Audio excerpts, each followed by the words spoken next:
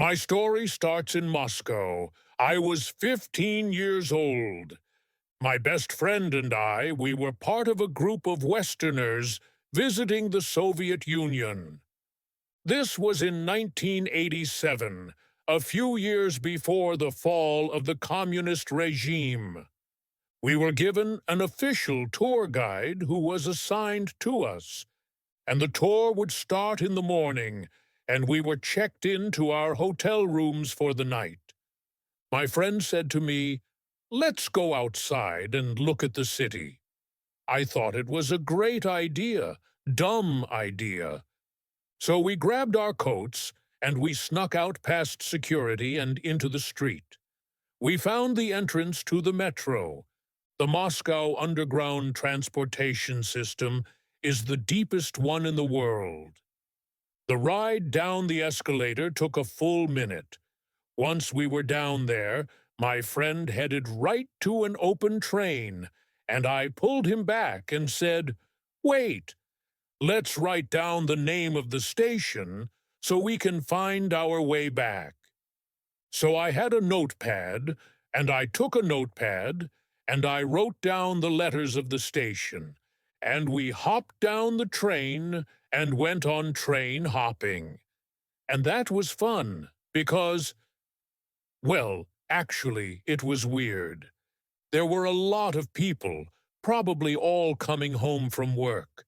They were all dressed in brown and gray clothes, and it looked very, very different from what we were used to at home. But the stations were lovely. There were stations with statues, with paintings on the wall, and glass displays. It was really like museums. We would never have expected that, and everything was perfectly clean. Well, what was weird, though, is that the people, nobody seemed to speak, and everyone seemed to be looking at us, and it kind of weirded us out. So after about 20 to 30 minutes, we'd had enough, and we wanted to go home. I showed my note to someone, and they directed me over there. Then over there, I showed my note to another person, and they directed us to the other way. And then a third person directed us sideways. That was a little confusing. Oh, then I saw it. Over the stairs, the sign. It turned out I had written down the Russian word for exit. So we headed upstairs, and we found a taxi. That was great. And we told the driver, in tourist hotel, and then he was willing to take us. And I remember sitting next to the driver, handing him 50 rubles. And he looked at me and he said, "No, dollar, $50. That was like, I don't know, 20 times that amount or something. That was not an option for us. So we had to get out of the taxi, and he drove away, leaving us standing there. It was a cold night, and everything was strange for us, and we were teenagers, and we were pretty nervous, didn't know what to do. Well, we started walking. We walked to the end of the block. We turned the corner, and 200 yards in front of us, the In Tourist Hotel. Well, this experience affected me in two ways. The first is that any time after this trip that I would hear anyone speak Russian, I was just cringe. And the second one is that it taught me the importance of understanding the local language when you're traveling. And it actually led to me learning another 4 languages fluently over the following years. Now, before I go on, I'd like to know in the audience, can we have a little bit of light, maybe in the audience? I'd just like to know who's. By a show of hands, who is not a native English speaker? It must be 99%. Anyone who doesn't speak English, stand up. All right? So I can assume all of you have, gone through the process of learning a language. Anybody who speaks 3 or more languages? Wow, that's maybe 70%. 4 or more languages, anyone? That's still quite a bit. Anyone speak 5 or more languages? Wow, come see me during the break. To me, learning a language is, for me, it's like a deck of playing cards lying face down on the table. As you start learning and understanding, the cards start opening up for you. Now, there's no standard way of classifying this, but as you learn, you reach certain milestones. And the first one would be when about 25% of the cards are turned up, you reach like a basic level. At this level, you have a base vocabulary, some grammar, and you're able to have maybe very simple conversations and communicate a little bit. And your study goes on until you reach this magical point of fluency, what we call being fluent in the language. Now, what does it mean, being fluent in a language? It means that you've turned up more than 50% of the cards in the deck, and that is the point where the language becomes part of your subconscious, so that even if you don't use it anymore for 10 years or longer, you will not forget it. You can get back into it within a very, very short time. So this is a level where you're comfortable thinking in a language and comfortable communicating in a language. Now, some people go on and, reach like a mastery level. By that time, you know classic literature in the other language and have maybe in-depth knowledge of specialized fields. That's often the point taken in academia. For me, when I learned my first foreign language, I had a head start because I was born to a German-speaking mother and an American father. Now, when I was a baby, I didn't really understand that what my parents were speaking to me were 2 separate languages. But by the time I was 2 years old, I had figured it all out. Women speak only German, men only speak English. Imagine the fun my parents had when they introduced me to couples. Being a bilingual was actually pretty helpful in learning my first language. It definitely helped. If you're But it also gave me something else. It gave me 2 identities and the ability to switch between them. When you're a native speaker of more than one language, then your personality, your humor, your value system, they change as you switch languages. This can have huge advantages. I mean, some studies have shown an increased problem-solving ability, or even a higher resistance to Alzheimer's disease. But what I am almost interested in is that it's actually given me a lot of social benefits. When you're a native speaker, then you feel at home among native speakers or in a culture, and also native speakers accept you as one of theirs. Now, is this only relevant to native speakers? And that's the big question. But wouldn't it be cool if a person learning a foreign language could actually develop another identity and actually enjoy the social benefits of a native speaker that go beyond communication skills? Well, that's what happened to me. I was able to do that, and I want to show you from my experience how I think this can be achieved. So if we say this green area here is the level of the native speaker, The first thing to note is that on your way to reaching fluency, there is not really any shortcut.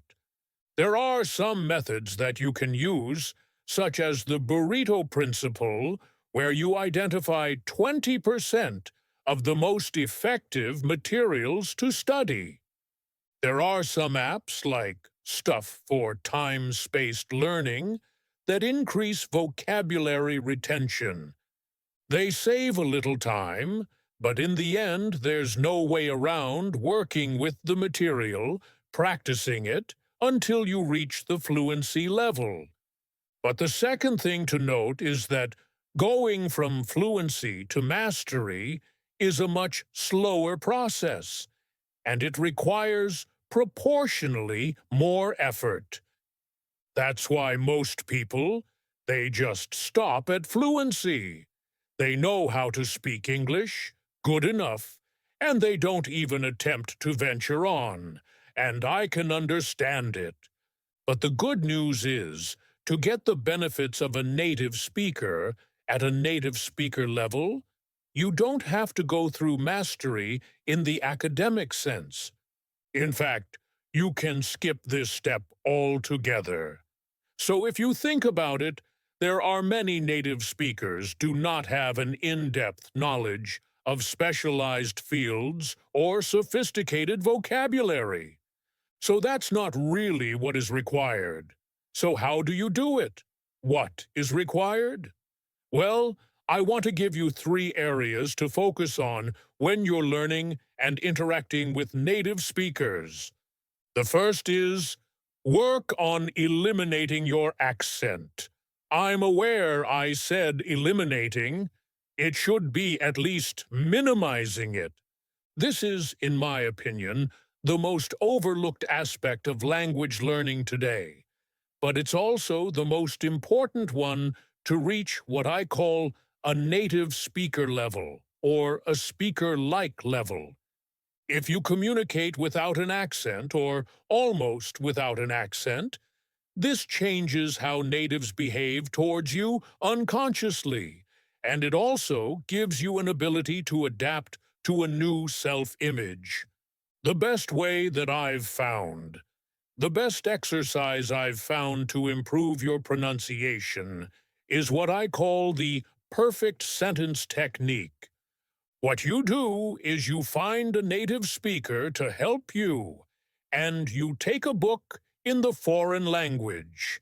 You open it at a random page, and you read the first sentence. Then, you ask a native speaker to rate you on obvious accent, slight accent, no accent. Then the native speaker will read this sentence back to you. You have to listen carefully, and then you repeat. And you repeat this process over and over until the native speaker tells you that he can no longer hear an accent when you read the sentence. Now, I realize it can take a very long time, even just to get one sentence right. But I promise you, if you are persistent, and if you patiently work on this, you'll be amazed by what happens to your accent. The second area to focus on is using verbs and expressions that locals use. Now, we all know the situation that vocabulary can be region-specific. Like, in the US, you use stand in line. In the UK, you queue. That's all good. But sometimes, the spoken word is so different. The speech is so different from what you get in textbooks that the books are almost useless if you want to converse with natives. I want to give you an example. In the French language, there are words like le travail, which is my work. A French person talking to his friend would probably say mon boulot, which is a completely different word. The same for the clothes, le vêtements, but you'll hear le fringe. Or money is l'argent, but people say le fric, le sou, or many other expressions for this. So, obviously, I'm only scratching the surface here. But here, you actually have to learn all of these words and expressions one by one. And of course, you have to interact with natives to do that. But after you reach a critical mass that you're comfortable with, it'll actually be easier when you encounter something new. You'll just pick it up in one go like native speakers would, who hear words or expressions that they didn't know before. The third area to work on is adopting cultural traits. What do I mean by that? So let me ask you, what does this gesture mean to you? Any Italians here? Okay, now, depending on what culture you're from, this could mean something rude, or it could just mean it's something incredulous, like, why did you do that? Or, how could you? Or it could just be signaling food, give me food. Interesting. In the Middle East, this is just a standard way of signaling, please wait. So these kind of traits you have to internalize, and sometimes they're hard to spot, and it takes a lot of active listening. I want to give you a few more examples. So imagine I am with three of my friends, an American, a German, and a Frenchman. And we're walking and maybe the American bumps his head, and his initial reaction might be, ouch. That's how you say it in English. But the German that, gets, I don't know, elbowed in the crowd, he would say, oh, ah. And the French person might step on the nail and say, aye. So this, of course, in your target language, this is something you have to observe and also internalize, and it has to become part of you. If, again, I'm with these three friends, and I sit with them, and let's say I serve them tea, and I ask the American, would you like a biscuit with your tea? And if he answers in the affirmative, he might say, uh-huh. And I can ask the German, do you know what tea this is? He'll say, hmm. And then I ask the Frenchman, do you like this? He'll say, hmm. So these differences, they really require active listening. So all of these three things that I told you, which is pronunciation and colloquial speech and adopting cultural traits, they all require that you interact with natives as much as possible. Ideally, you should fully immerse yourself in the culture. Now, if you have the chance to live abroad for a while, that will be great. Or maybe live among natives in your hometown. Perhaps just have a romantic relationship, or even just spend time, with co-workers. So, romantic relationships, I could do a whole talk about that. That works really well for these things. But yeah, so this will be different for everybody, of course. But even when you're not around natives, your learning must not stop. Because what you can do is you can watch TV shows and films. You can mimic the characters. You can write down anything that you haven't heard of before and practice that. I also want to encourage you to learn the lyrics of songs.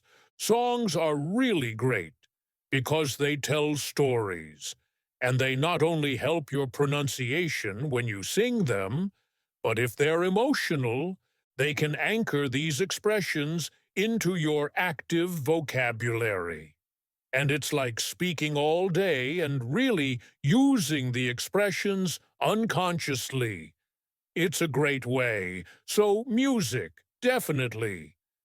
The other thing you need to move towards native speaker status is the right mindset and a belief that if you sound like a native, express yourself like a native, talk like a native, and act like a native, you'll actually achieve a native-like level.